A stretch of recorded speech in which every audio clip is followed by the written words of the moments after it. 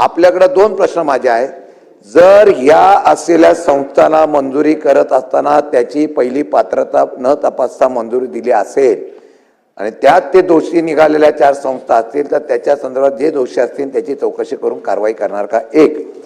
आणि यामध्ये अनियमितता आली असेल किंवा त्या ठिकाणी भ्रष्टाचार झाला असेल या संदर्भामधला अहवाल मागून त्याच्यावर कारवाई करणार का, दुसरा. फूड इन्स्पेक्टर म्हणून आपण त्या ठिकाणी अधिकारी नियुक्त करावे असं असताना सुद्धा अजूनपर्यंत नियुक्त केलेल्या नाही. आणि तशा प्रकारच्या जागा रिक्त असताना आपल्याकडं ज्या डिपार्टमेंटने आयुक्तांनी सांगितलं की अशा प्रकारच्या जागा किंवा अशा प्रकारचे आमच्याकडे प्रस्तावच आले नाही, हा प्रस्ताव तुमच्याकडे आलेला असताना आयुक्तांनी अशा प्रकारची माहिती देणं योग्य आहे का?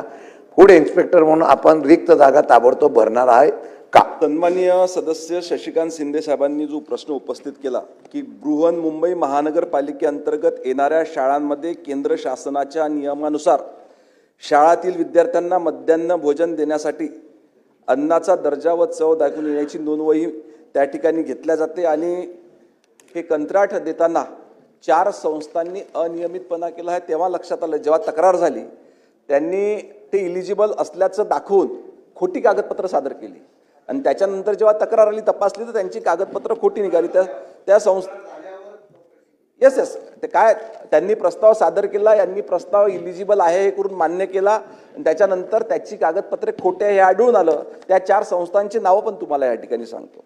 स्वयंसिद्धी विकासिनी महिला सेवा सहकारी संस्था, जाई महिला औद्योगिक उत्पादन सहकारी संस्था, प्रतीक्षा महिला औद्योगिक उत्पादन सहकारी संस्था, जीवन ज्योती महिला सेवा सहकारी संस्था. एक तर पहिला विषय म्हणजे हे महानगरपालिकेने फ्लोट केलेलं टेंडर त्या ठिकाणी आहे. त्याच्यामुळे आपण सूचना केल्या की तात्काळ यांना त्या ठिकाणी संस्थांना काढण्यात यावं. ह्या संस्था त्या ठिकाणी काढण्यात आल्या. प्रतीक्षा यादीतल्या ज्या बाकीच्या संस्था होत्या त्यांना ते काम त्या ठिकाणी देण्यात आलं. दुसरा विषय, याच्यामध्ये निश्चितपणे यांनी खोटे कागदपत्र सादर केले याच्याकरता त्यांच्यावर गुन्हा त्या ठिकाणी झाला पाहिजे.